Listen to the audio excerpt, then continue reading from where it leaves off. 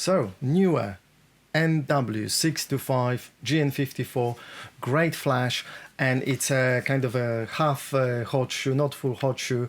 I've got another video in which I explain the difference in detail, so links somewhere there or underneath the video.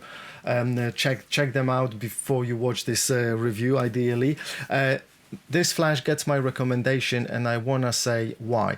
There is only one thing that I don't really like about this flash, and this is that it's not full hot shoe. But then again, it only costs like £20 more to buy the version with the full hot shoe.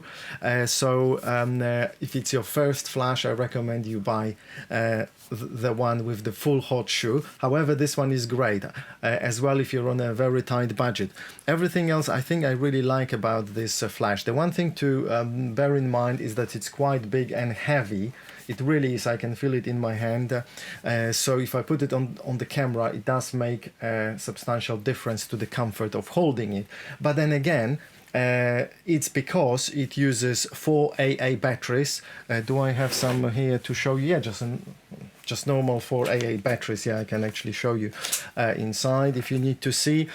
So that means that I can use standard batteries, either rechargeable like I have now, or normal batteries, and I get a lot of power. 4 batteries usually means that it will recharge much quicker than from 2 batteries. Not always, obviously, but that's what it means often. And also because it's large, that means this bit is large, so you get a lot of light, and it really is very powerful. So when is this flash great? So I'm gonna go through point after point and show you everything and explain in detail.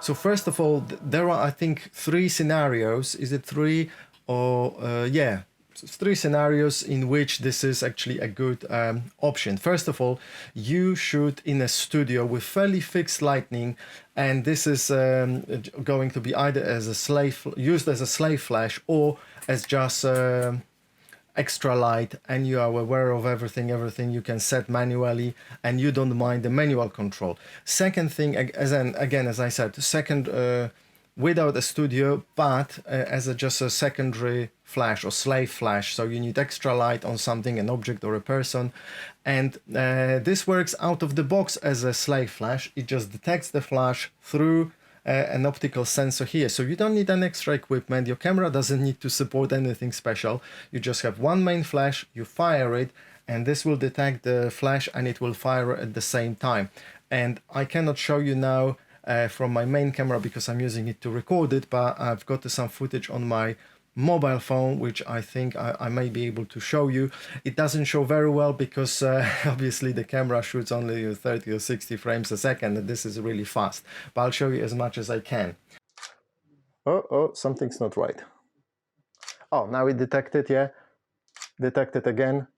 Oh, this time it didn't. So it needs to, obviously the flash needs to be directed properly at the sensor, and then it detects, yeah. So that's also I guess protection against detecting false positives and flashing unnecessarily. Second thing, large size is not a consideration, so you're not planning to travel it, or you're not planning to hold this on your camera for 3 hours in a row, because that would be a bit uncomfortable unless you don't mind. And another scenario in which it could be brilliant is when you are shooting in places which are really well lit. Could be inside with lots of light like studios, or outside with sunshine, and you just want extra light to brighten up the faces or brighten the ambience in the room for whatever reason. It's brilliant. Okay, so let's now discuss how it is brilliant and how you can achieve that.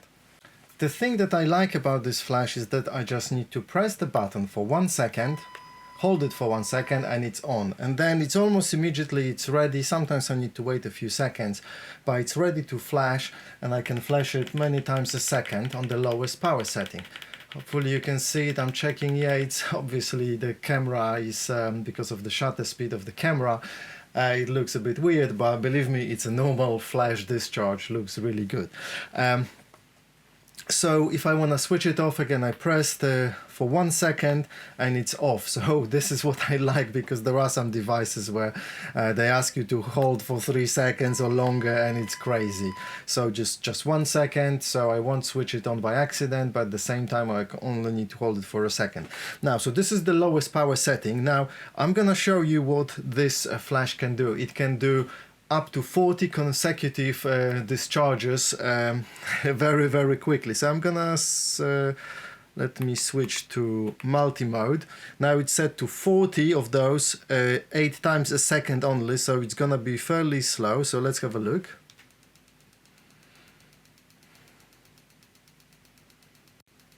So that was 40 and it's ready to go. Now I'm gonna switch it to something faster, like 25 a second.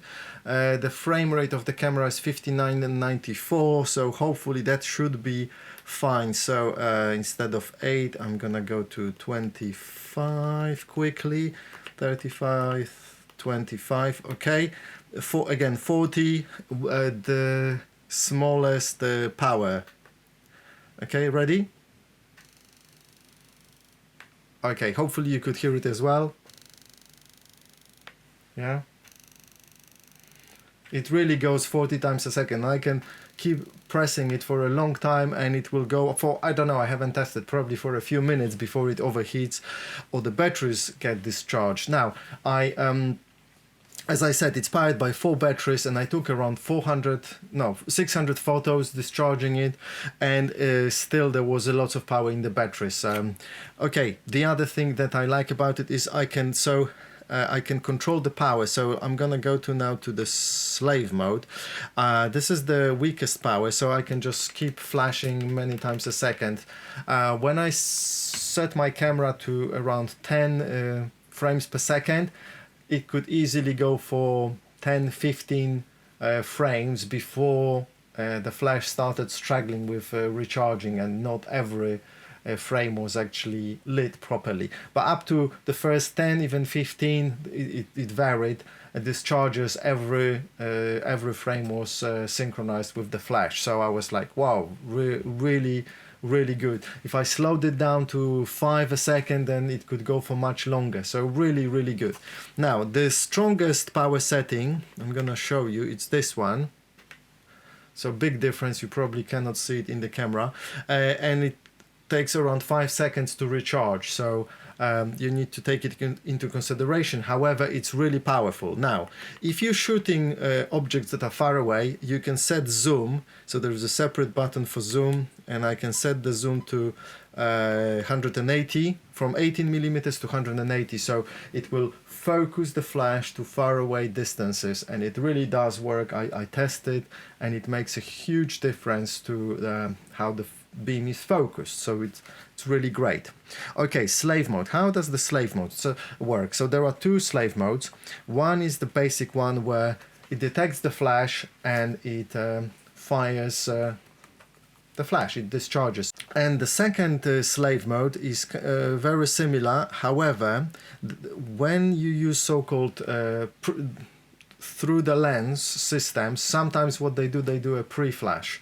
So first they do a pre-flash to measure the exposure, the settings, and then set the camera exposure settings accordingly. So this will hopefully disregard the pre-flash or all the pre-flashes, and it only will flash on the main flash, which should be a bit stronger, more powerful. But even if it doesn't, if it still flashes a few times, hopefully it's got just enough power to still discharge at the right time, to discharge or flash at the right time. Yeah, so this is what I like. And then obviously there is this manual mode, only fires when either you press the button or when the camera triggers it through this